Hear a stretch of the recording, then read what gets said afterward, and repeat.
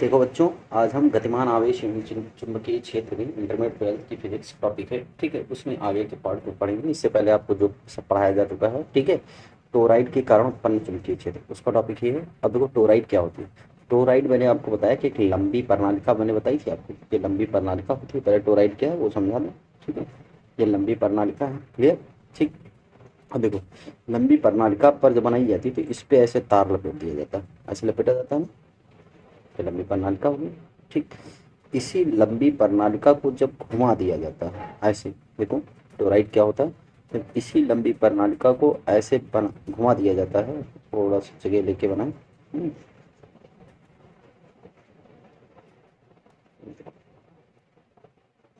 तो इस लंबी प्रणालिका को ऐसे मोड़ दिया जाता है, ऐसे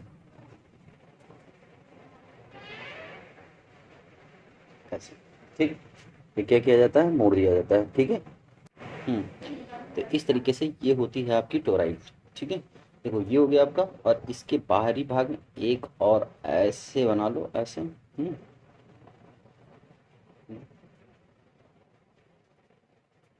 ये बन गया आपका, ठीक है। थोड़ा इसको सही कर लो,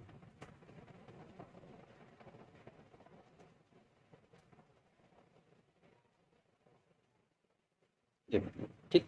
अब ये हो गया टोराइड, इसके ऊपर वायर लपेट दिए जाते हैं ऐसे, ठीक है। देखो ऐसे वायर लपेटे जाते हैं इस पर,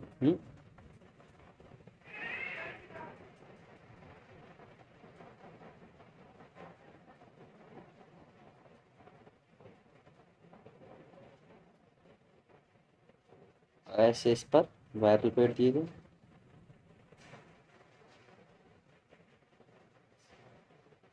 ये लपेट दी गई, इधर से धारा प्रवाहित की गई, ठीक है। अब देखो इसमें धारा ऐसे आ रही है, ऐसे, ठीक, सब में, इस तरफ को ऐसे, हम्म, देखो ये हो गया आपको।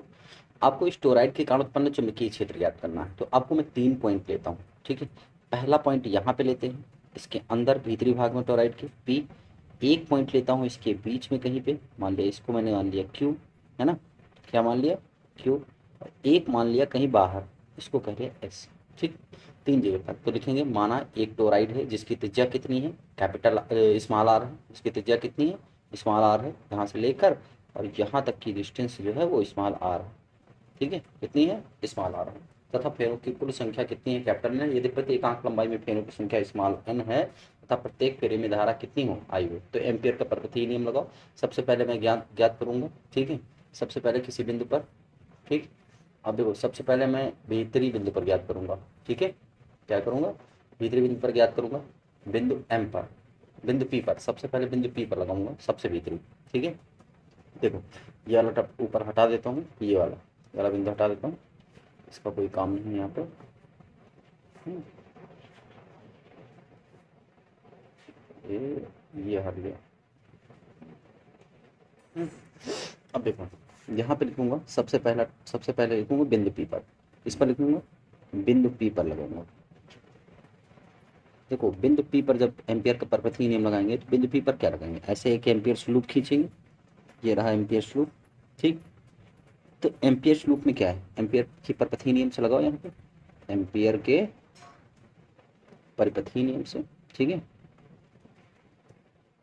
परपथीय नियम से, ये क्या हो जाएगा, closed integral of P dot T L is equal to mu naught, ठीक है, म्यू नॉट और क्या हो जाएगा, आई इनक्लोज्ड। ये होता है आपका, मतलब इस लूप के अंदर जितनी धारा है, तो जरा देखो आई इनक्लोज्ड कितनी है, बिकॉज आई इनक्लोज्ड यहाँ पे लिख लो, I enclosed is equal to 0। अर्थात आप लिख सकते हैं integration B dot D L is equal to कितना, भाई आई इनक्लोज 0 है तो आई इनक्लोज का 0 मतलब ये से पूरा सेट 0, इसका मतलब overall P is equal to कितना, 0, ठीक। मतलब टोराइड के भीतर चुंबकीय क्षेत्र नहीं होगा, क्लियर, ठीक। टोराइड के भीतर चुंबकीय क्षेत्र नहीं होगा। अब आ जाएंगे हम बिंदु किस पर, एम पर, बिंदु एम है बिंदु के ऊपर। इस चित्र के हिसाब से आपके नोट्स पे यहाँ पे एम लिखा है, ठीक है। मैं यहाँ पर शुरू करूँगा बिंदु एस पर, बिंदु के ऊपर, नोट्स जो आपके पास है उसमें यहाँ पे नाम बदले हुए तो उससे कोई फर्क नहीं पड़ता। ठीक। अब देखो बिंदु एस पर जब एम्पियर लूप लगाएंगे एम्पियर के परिपथीय नियम से, तो देखिए क्या हो जाएगा, एम्पियर के परिपथीय नियम से,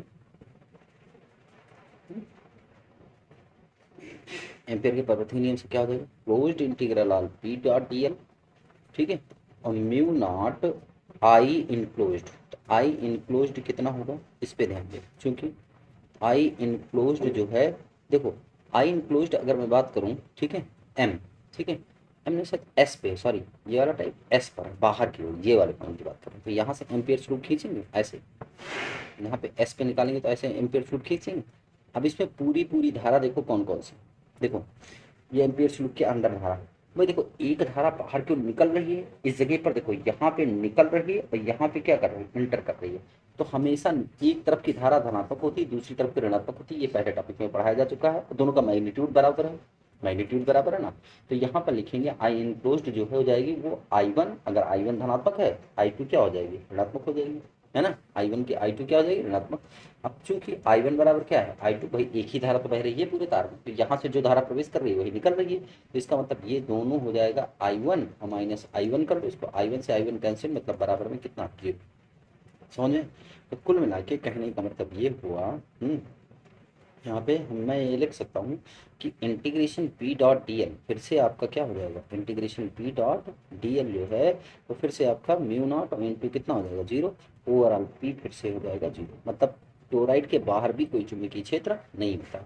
सिर्फ अब मैं इस पॉइंट की बात करूँ, इस वाले पॉइंट को, ठीक है, तो इस पर देखो एम्पियर लूप खींचूंगा, इस पर क्या खींचूंगा, एम्पियर लूप ऐसे बीच बीच में ऐसे खींचूंगा। अब इसमें से केवल एक धारा बाहर की ओर निकल रही है, ठीक, मतलब प्रवेश करने वाला नहीं है, केवल निकल रही है, इसका मतलब इसके अंदर अब नेट धारा होगी, ठीक है।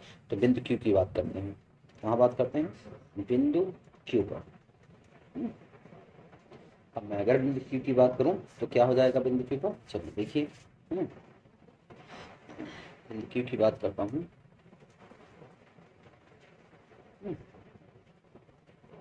चलिए बिंदु क्यू पर एम्पियर के परिपथीय नियम से क्या लिखेंगे, एम्पियर के परिपथीय नियम से closed integral all P dot D L is equal to mu naught और आई इनक्लोज्ड, है ना, आई इनक्लोज्ड क्या होने वाला है, देखो वो निकाला था, ठीक है, चूंकि मैं निकाला प्रति एकांक लंबाई में फेरों की संख्या कितनी मानते हैं, प्रति एकांक लंबाई में फेरों की संख्या आपने ली स्मॉल एन, ठीक है, क्या ली स्मॉल एन, इसलिए एल लंबाई में फेरों की संख्या कितनी हो जाएगी, एन एल हो जाएगी। एन एल प्रत्येक फेरे में धारा कितनी मानी है आपने, प्रत्येक फेरे में धारा मानने वाला कॉन्सेप्ट है, प्रत्येक फेरे में धारा आपने आई मानी है, तो एन एल फेरे में धारा कितनी हो जाएगी, ये हो जाएगा एन एल आई, क्लियर, ठीक। तो इस तरीके से अगर एम्पियर का परिपथीय नियम लगाएंगे तो integration of B dot D L, integration of B dot D L is equal to mu naught और फिर क्या हो जाएगा एन एल आई हो जाएगा, ठीक। अब जरा देखो अगर यहाँ से हम इंटीग्रेशन को हटाएं, ठीक, तो क्या हो जाएगा आपका, देखो ये जाएगा closed integral of B D L और कितना cos theta, B dot D L cos theta mu naught N L I. आपको मैंने बताया सर्कुलर पाथ पे बी और डी एल समान सेम डायरेक्शन में होते हैं, कई बार समझाया जा चुका है, ठीक है। तो सेम डायरेक्शन में मतलब थीटा बराबर जीरो हो गया आपका, ठीक, सेम डायरेक्शन में थीटा इज इक्वल टू कितना जीरो, बी बाहर, इंटीग्रेशन क्या बचा डी एल, कॉस जीरो की वैल्यू 1 होती है, ठीक, हटा दिया, म्यू नॉट और ये हो जाएगा एन एल वन, ठीक, चूंकि इंटीग्रेशन डी एल वृत्त के परिधि मतलब 2 पाई आर, ठीक, क्या हो जाएगा 2 पाई आर, स्मॉल आर दिया गया, तो 2 पाई आर ये हो जाएगा आपका। तो यहाँ पर मैं वैल्यू जब रखूँगा, ठीक है, देखो जब मैं यहाँ पे वैल्यू रखूँगा और यही आपकी एल भी होगी, यही क्या हो जाएगी एल, तो ये वैल्यू रखेंगे, आप चाहो तो इसको बी इंटीग्रेशन डी एल को 2 पाई आर लिखो या इंटीग्रेशन डी एल को एल लिख के इसको लिखो म्यू नॉट एन और कितना आई एन एल आई, ठीक, तो एल से एल क्या हो जाएगा कैंसिल, ओवरऑल ये बचा आपका कितना बोलो, ओवरऑल बचा आपका B equal to mu naught N small N और आई, ठीक, तो बच गया आपका। अब देखो चूंकि आपने पढ़ रखा है कि small N is equal to capital N by L, देखो हम प्रति एकांक लंबाई में फेरों की संख्या कैसे ना कुल फेरे बटे लंबाई से भाग कर देते हैं, ये निकला, तो इस तरीके से B is equal to mu naught capital N I upon L, और चूंकि एल बराबर अभी भी होने होता है 2 पाई आर, वृत्त की कुल लंबाई, वृत्त की परिधि, ठीक है। तो बी इज इक्वल टू, ये सूत्र चेंज हो सकता है ऐसे, B is equal to mu naught capital N I upon 2 pi R. ये हो गया इसका डेरिवेशन, टोराइड के कारण हो गया, ठीक, इंपॉर्टेंट डेरिवेशन है, ठीक है। अब देखो अगला टॉपिक है, हटा देते हैं इसको। देखो एक समान चुंबकीय क्षेत्र में गतिमान आवेश पर बल, एक समान चुंबकीय क्षेत्र में गतिमान आवेश पर बल, आवेश पर,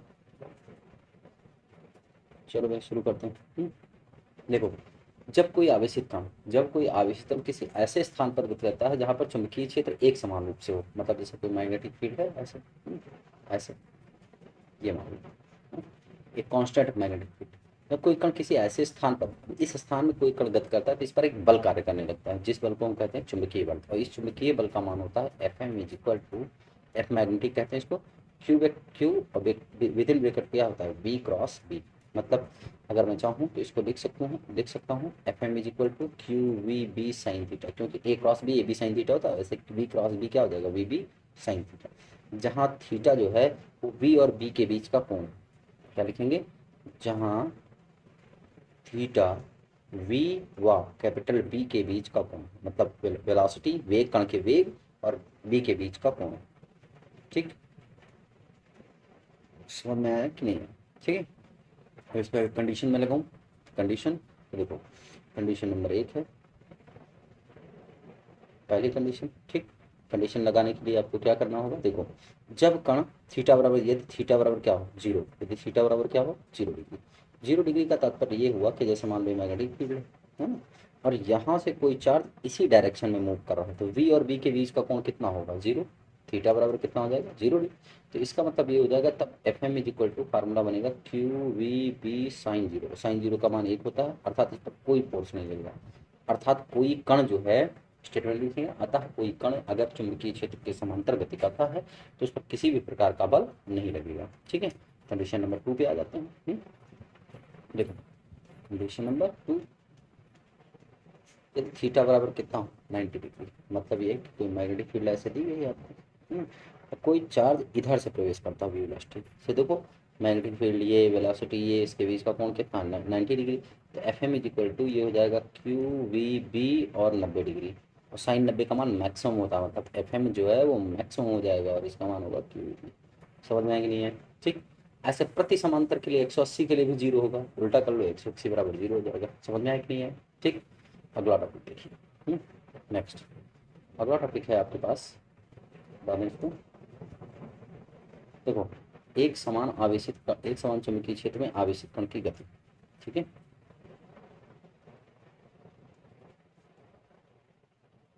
एक समान चुंबकीय क्षेत्र में आवेशित कण की गति,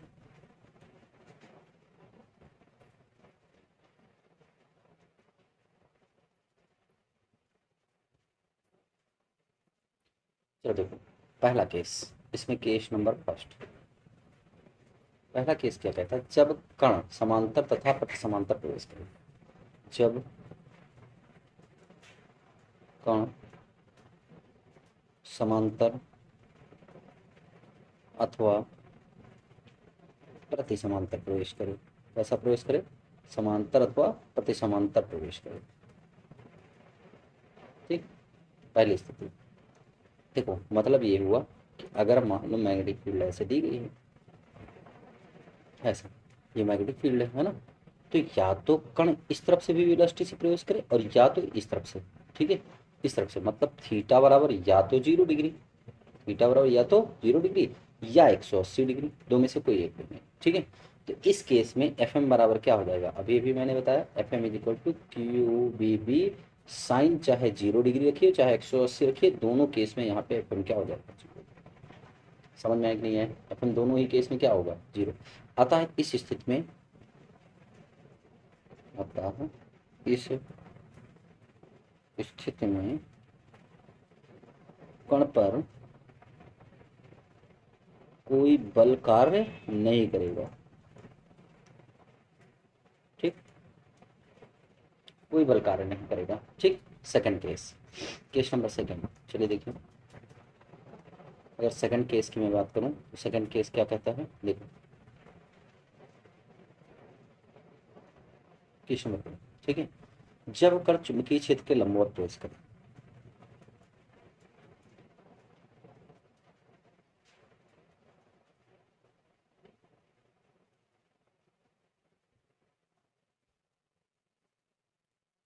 ठीक, ये सेकंड केस हो गया।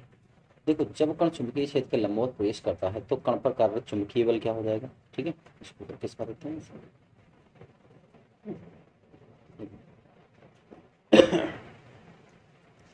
जब कण चुंबकीय क्षेत्र के लंबवत प्रवेश करता है, देखो जैसे मान लो ये कांस्टेंट मैग्नेटिक फील्ड है।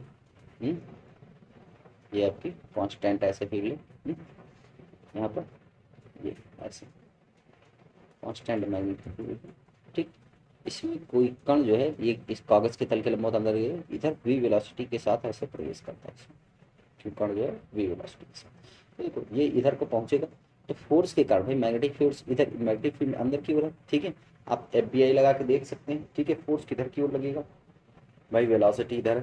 तो ये देखो ये कण जो है वो वृत्ताकार पथ पर ऐसे गति करने लगता है। क्या करता है, जब कोई कण किसी, एक नंबर का सवाल है, जब कोई कण किसी चुंबकीय क्षेत्र में लंबवत प्रवेश करता है क्षेत्र के, तो वृत्ताकार पथ पर गति करता है। ठीक है, और जब वैद्युत वैद्युत क्षेत्र में प्रवेश करता है परवलयाकार में, याद रखिएगा। ठीक है, इधर हो जाएगा वेलोसिटी। ठीक है, इधर हो जाएगा फोर्स इसका ऐसे इस पॉइंट पर, इधर वेलोसिटी है ना, और फोर्स किधर की ओर, अंदर की ओर। क्लियर है, ये हो जाएगा अंदर की ओर फोर्स। ऐसे यहाँ पर फोर्स अंदर की ओर, वेलोसिटी इस साइड में। ऐसे यहाँ पर भी फोर्स वेलोसिटी इस साइड में, और फोर्स किधर की ओर, अंदर की ओर। मतलब फोर्स तो देखो कण पर कार्यरत चुंबकीय बल पहले निकाल लेंगे। कण पर कार्यरत चुंबकीय बल, चुंबकीय बल की बात करें तो F M is equal to Q V sine theta. F M is equal to Q V B sine theta. और थीटा बराबर 90 होगा। कई बार देखो वेलोसिटी इधर की ओर है, मैग्नेटिक फील्ड अंदर की ओर है, तो इनके बीच का जो कोण होगा वो 90 डिग्री होगा। थीटा बराबर कितना, 90 degree. That means F M is equal to आ गया क्यू वी बी।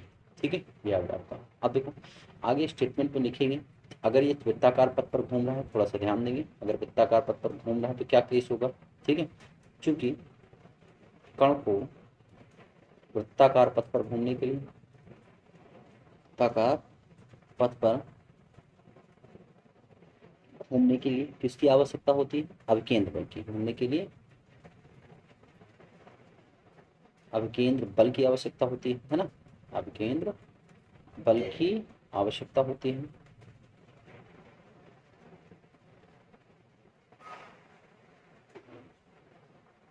जो कण को जो कण को कहाँ से प्राप्त होता है, चुंबकीय बल से प्राप्त होता है। चुंबकीय बल से प्राप्त होता है। ठीक, जो किससे प्राप्त होता है, चुंबकीय बल से। इसका मतलब ये हुआ कि एफ एम जो होगा, मैग्नेटिक फोर्स जो होगा वो एम वी स्क्वायर मतलब अभिकेंद्र बल के बराबर होगा। ये अभिकेंद्र बल है, सेंट्रीपिटल फोर्स है। ठीक, तो यहाँ एफ एम की वैल्यू रख लेंगे हम, इसको किसका रखते हैं, तो एफ एम की वैल्यू क्या आई थी, क्यू वी बी आई थी ना। एफ एम इजिकल टू क्या हो जाएगा यहाँ पे, Q V B, Q V B is equal to M V square by R. V से वी क्या हुआ, कैंसिल। यहाँ से आप वी निकालेंगे वेलोसिटी, तो ये हो जाएगा देखो Q B by M B R, है ना। क्या हो जाएगा आपका, देखो यहाँ से अगर देखें तो Q B equal to M B by R, तो वी इजिकल टू निकालो, M B equal V equal to आ जाएगा आपका, ऐसे क्रॉस मल्टीप्लाई करेंगे। ठीक है, या आर निकाल लो सीधे, पहले आर निकाल लो, इसकी जरूरत नहीं, पहले आर निकालो, सबसे पहले काम करो, R is equal to M B upon Q B कर लेते हैं। चलो इसको हटा देते हैं। देखिए R is equal to M B upon Q B, R को ट्रांसफर कर लो, ये हो जाएगा एम बी अपान कितना हो गया, क्यू बी। ठीक, ये निकाल लिया आपने आर की वैल्यू। ठीक, अब जब आर निकल आया तो आपको मालूम है कि कण की, यदि कण की गतिज ऊर्जा के हो, यदि कण की गतिज ऊर्जा कितनी हो, के हो, के बराबर आपने पढ़ रखा है हाफ एम वी स्क्वायर, पढ़ रखा है ना। ठीक, तो यहाँ से देखो अगर वी स्क्वायर बराबर निकालें तो वी स्क्वायर बराबर कितना हो जाएगा, 2k/m। वी स्क्वायर बराबर कितना हो जाएगा, 2k/m। अब यहाँ पे वैल्यू रखेंगे, देखो 2k/m, तो यहाँ पे वैल्यू रखेंगे किसका, इसका मान रखेंगे v इक्वल टू आर में, उठा के समीकरण नंबर 1 में इसका मान रख लो v का। इसको बना लो समीकरण नंबर 1। समीकरण नंबर 1 में v का मान रख लो। इसका मान रखेंगे v का। तो यहाँ से v इक्वल टू पहले निकाल तो लो, अंडर रूट कितना आ जाएगा 2k/m, वैल्यू रख लो यहाँ पर। तो ये हो जाएगा आपका बाद r इक्वल टू m अपान कितना क्यूबी, और v की वैल्यू हो जाएगा अंडर रूट 2km। इसको और थोड़ा सॉल्व कर लो, ठीक है। देखो क्या कर सकते हैं यहाँ पे, आप देखो 2km, m को अंदर ले जाओ, नहीं ऐसा करो 2km upon Q B, 2km upon Q B, 2km square by m, है ना, m यार m यहाँ से हटा दो, जाएगा इसको हटा दो। यहाँ पे 2k बाई क्या लिखा है m, ये लिख लो। ये वाला m स्क्वायर अंदर लो, तो r इक्वल टू ये हो जाएगा आपका कितना 1 अपान क्यूबी, और अंडर रूट में ये हो जाएगा 2km स्क्वायर बटे m से m कैंसिल, मतलब अंडर रूट 2km ऊपर आंसर, अंडर रूट 2km अपान कितना क्यूबी, ये हो जाएगा एक और r का मान रहेगा, जिसका 2 मान आएगा, ठीक है। अब देखो अगला टॉपिक, यदि कण को विवेग के विभवांतर से, विवेग के विभवांतर से क्या करें, त्वरित करें, विभवांतर से त्वरित करें, तो आपको इलेक्ट्रोस्टैटिक में बताया गया कि उसकी गतिज ऊर्जा k equal to a into v होती है। अगर किसी आवेशित कण को विभव के विभवांतर से हम त्वरित करें, उसकी गतिज ऊर्जा क्या होती है, k equal to e into v, ठीक है। ये हो जाएगी आपकी e इंटू वी का मतलब q इंटू वी, सीधी सी बात है, ये चार्ज की बात करें, k equal to q into V. k का मान आपको पता है हाफ mv स्क्वायर होता है, q इंटू क्या हो जाएगा v, तो यहाँ से देखो ये हो जाएगा v स्क्वायर बराबर 2qv और बाई कितना हो जाएगा m, हो जाएगा, समझ में कि नहीं है। तो इस तरीके से v equal to under root 2qv by कितना हो जाएगा m, ये वेलोसिटी का आ गया, कण किस वेग से गति करेगा, ठीक। अब देखो आवर्तकाल का सूत्र निकाल लो, इसका लेते हैं, कण का आवर्तकाल निकाल लो। आवर्तकाल आपका क्या होता है, देखो कण का आवर्तकाल t बराबर, देखो t बराबर आपको पता है आवर्तकाल का दूरी बटे 4, समय बराबर दूरी बटे 4।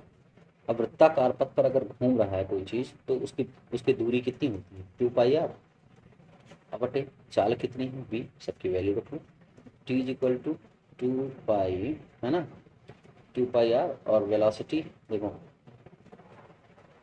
2π और 2πr, r बराबर mv अपान क्यू भी रख लो, ठीक है। 2π अपान वी, आर इक्वल टू क्या होता है mv अपान क्यू, वैल्यू रख लो, v से v कैंसिल, मतलब t इक्वल टू 2πm अपान कितना इक्वल टू 2π कम m अपान। अब आवृत्ति देखो f is equal to 1/t, है ना, f is equal to 1/t का मतलब 2πm अपान, मतलब फ्रिक्वेंसी आ गई क्यूबी अपान 2πm, ठीक, ये होगा क्लियर। अब इससे एक के टॉपिक हो गया। अब इसके बाद आप स्टार्ट करेंगे जब आवेशित कण, ठीक है, तीसरा डेरिवेशन, जब आवेशित कण एक समान चुंबकीय क्षेत्र में थीटा कोण बनाते हुए प्रेस करें, ये हो गया आपका। वैसे इस टॉपिक पे न्यूमेरिकल ज़्यादा आएंगे, ठीक है। देखो जब कोई कण एक समान चुंबकीय क्षेत्र में, एक समान चुंबकीय क्षेत्र में थीटा कण पर प्रवेश करें,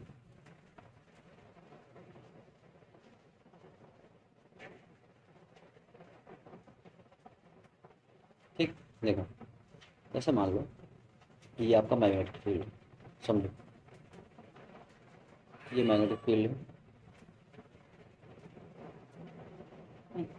अब इसमें कोई कण जो है वो v वेलोसिटी के साथ ऐसे प्रवेश करता है, इस तरह। यहाँ पहुंचने के बाद वो ऐसे इस पथ पर ऐसे ऐसे गति करेगा, कुंडलिनीकार पथ पर। क्या करेगा, कुंडलिनीकार पथ पर। अगर ये v वेलोसिटी, तो इसको दो घटकों में वियोजित कर सकते हैं। ये कोण थीटा कोण पर प्रवेश किया है, तो इसका मतलब ये हो गया आपका v cos थीटा, और ये हो जाएगा v sin थीटा। क्या हो जाएगा, जरा ध्यान दो, v cos थीटा इसको रेखीय गति प्रदान करेगा, जबकि v sin थीटा इसको वृत्ताकार पथ गति प्रदान करेगा। ठीक है, तो ये लिखेंगे जब कोई आवेशित कण किसी थीटा कोण पर प्रवेश करता है, ठीक है, तो आवेशित कण कुंडलिनीकार पथ पर गति करता है। ठीक है, तो और कब v वेग से प्रवेश कर रहा है, तो v देखो इसमें होता क्या है, v को जब दो घटकों में वियोजित किया जाता है, इस वाले v को, तो v cos थीटा इसको रेखीय गति प्रदान करता है, जिसके कारण ये आगे की ओर बढ़ता है, और v sin theta circular path प्रदान करता है। तो इस तरीके से दोनों गतियों के प्रभाव में ये हो जाता है आपका कुंडलिनीकार पथ।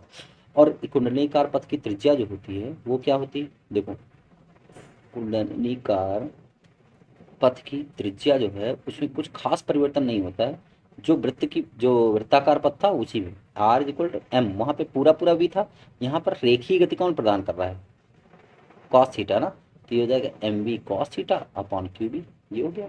ठीक है, बाकी आवर्तकाल वही रहेगा, T is equal to 2 pi M upon Q B, क्योंकि उसमें कोई परिवर्तन नहीं, क्योंकि है तो ये वृत्ताकार ही पथ ना, अलग अलग उससे जुड़ रहा है एक। ठीक है, Q 2 pi M upon Q B और फ्रिक्वेंसी 1/t, तो इसका मतलब ये हो जाएगा क्यू बी अपॉन 2 पाई, बस सिंपल। ठीक है, ये हो गया डेरिवेशन, खत्म काम। अब एक टॉपिक, हाँ इसमें भी कुंडलीकार पथ की त्रिज्या बची, पिच बची। पिच किसे कहते हैं, देखो यहाँ से यहाँ तक की दूरी को हम पिच कहते हैं। क्या कहते हैं, देखो चाहे ये वाली दूरी ले लो पिच की, चाहे ये दोनों दूरी ले लो पिच की, या ये वाली ले लो, इसको कहते हैं पिच। ठीक है, देखो पिच क्या हो जाएगी, कुंडलीकार पथ की पिच, पिच होता है, देखो पिच मतलब दूरी हो गया, दूरी बराबर चाल गुणे समय, पिच का मतलब दूरी बराबर चाल गुणे समय, ये हो गया। अगर इसको मैं पी मान लूँ तो पी, और दूरी कितनी, चाल कितनी है आपके पास, देखो चाल हो जाएगी आपकी चाल चाल चाल चाल जो है वो हो जाएगी आपके पास v cos थीटा, और दूरी हो गई आपके पास पाई। ठीक है, समय हो गया आपका t, समय कितना हो गया t, वैल्यू रख लो यहाँ पे। ठीक है, समय देखो दूरी ये चाल हो गई, समय हो गई। ठीक, अब इसको ऊपर खिसका दो, वन रख लो, p is equal to T is equal to 2 pi M upon Q B, और ये हो जाएगा साथ में v cos थीटा, बस हो गया पिच। ठीक, ये हो गया। आगे देखो, अब बात करते हैं लॉरेंज बल की। बताओ, इंपॉर्टेंट टॉपिक है लॉरेंज बल।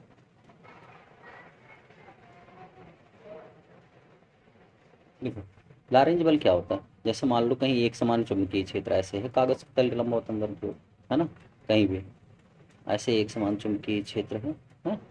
अब देखो अगर ये हो गया आपका लॉरेंज, हम्म चलिए देखो लॉरेंज बल की बात करें। देखो जब कोई आवेशित कण किसी ऐसे स्थान पर गति करता है, ठीक है, देखो जब कोई, अगर मैं ऐसी बात करूँ, देखो ऐसे एक एक्सिस बना लूँ, ऐसे इस दिशा में ऐसे, अब देखो इस डायरेक्शन की मैं बात करूँ अगर यहाँ पे, तो इलेक्ट्रिक फील्ड की डायरेक्शन इस साइड में है ना, इलेक्ट्रिक फील्ड और वेलोसिटी भी आवेशित कण की इसी दिशा में। ठीक है, तो देखो एफ ही हो जाएगा इस पर, किधर फोर्स लगेगा भाई, मैं जो इलेक्ट्रिक बल लगेगा वो तो इसी की दिशा में लगेगा, वैद्युत क्षेत्र की दिशा में, लेकिन जो एफ एम लगेगा वो किधर क्यों लगेगा, ऊपर क्यों लगेगा, एफ एम लगेगा ऊपर की ओर। तो इन दोनों एफ ई और एफ एम के दोनों गतियों के प्रभाव के कारण कोई बल जो है बीच में ऐसे वृत्ताकार पथ पर क्या करने लगता है, गति करने लगता है। ठीक है, देखो कणकर पर कार्यरत, देखो तो इसी प्रकार इन बल की परिभाषा क्या होती है, देखेंगे जब कोई आवेशित कण किसी ऐसे स्थान पर गति करता है जहाँ पर वैद्युत क्षेत्र चुंबकीय क्षेत्र दोनों उपस्थित हों, ठीक है, तब आवेशित आवेशित कण पर लगने वाले बल को हम लॉरेंज बल कहते हैं। क्लियर हुआ। ठीक है, देखो कण पर कार्यरत वैद्युत बल, कण पर कार्यरत वैद्युत बल पहले लिख लो। वैद्युत बल आपको पता है एफ ई बराबर इलेक्ट्रिक फोर्स होता है क्यू इंटू ई वेक्टर, लिख लेंगे। ठीक है, अब इसी प्रकार से कण पर कार्यरत चुंबकीय बल, कण पर कार्यरत क्या निकालेंगे, चुंबकीय बल। चुंबकीय बल लिखेंगे तो आपको वो भी पढ़ा गया, एफ एम इक्वल टू पढ़ाया गया क्या, F M vector equal to Q bracket में vector V cross vector P, vector form में लिख रहे हैं। ठीक है, अब कुल ला रहे हैं बल, अतः कण पर कार्यरत कुल 2 बल लग रहे हैं, अगर ये कण यहाँ पे प्रवेश कर रहा है तो 2 बल लग रहा है। ठीक है, तो देखो अतः कण पर कार्यरत, देखो भाई वेलोसिटी इधर की ओर थी, है ना, मैंने जो वृत्ताकार पथ बनाया था क्यों बनाया था, देखो वेग इस दिशा में दिखाया जा रहा है ना, अब फोर्स एफ एम ऊपर क्यों लग रहा है, इलेक्ट्रिक फोर्स इधर लग रहा है, तो इसका मतलब इन दोनों के बीच में ये कण क्या करेगा, ऐसे वृत्ताकार पथ पर ऐसे गति करने लगेगा। ठीक है, देखो तो अतः कण पर कार्यरत कुल बल, कार्यरत कुल लॉरेंज बल,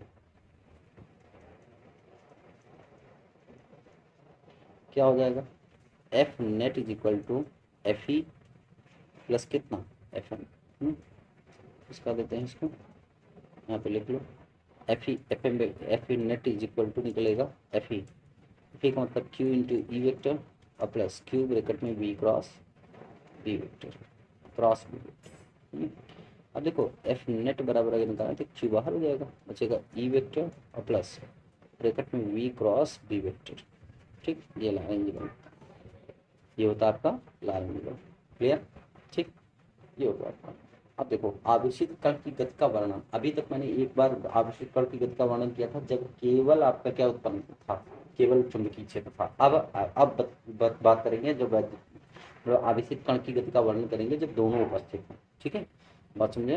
तो देखिए अगला टॉपिक यही होगा, ठीक है, लेकिन अब इसको मैं अगले लेक्चर में बताऊंगा। यहाँ तक आप इतना तैयार करिए, ठीक है, फिर अगले लेक्चर में आगे बताएंगे। ठीक।